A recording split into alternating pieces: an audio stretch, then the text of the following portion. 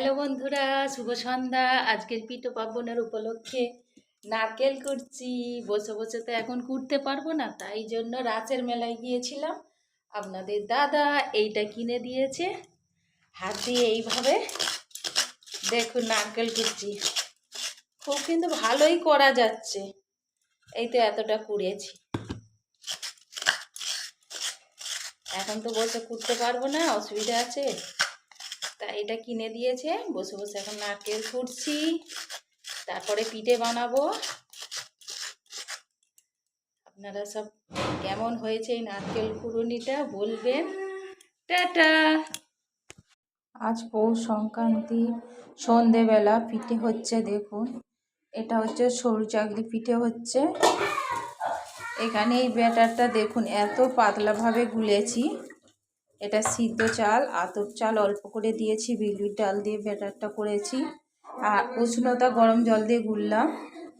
আর দেখুন সরু চাকলি দেখুন একদম পাতলা, দেখুন একদম পাতলা, মানে এই দেখুন,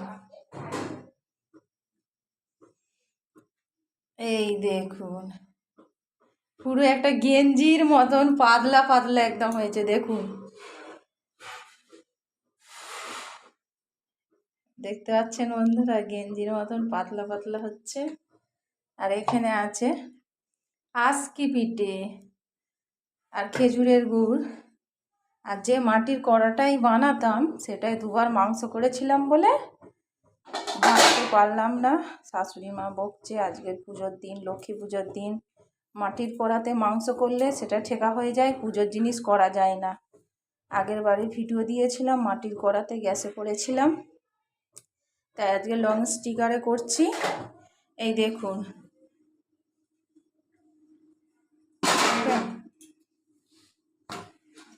এই দেখুন পড়ে গেল, কত সুন্দরভাবে হচ্ছে।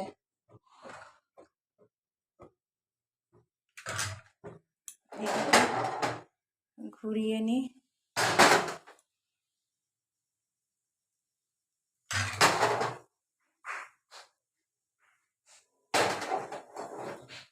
এত সুন্দর পাতলা পাতলা হচ্ছে।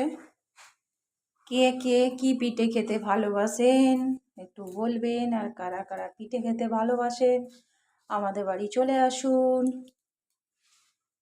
টাটা।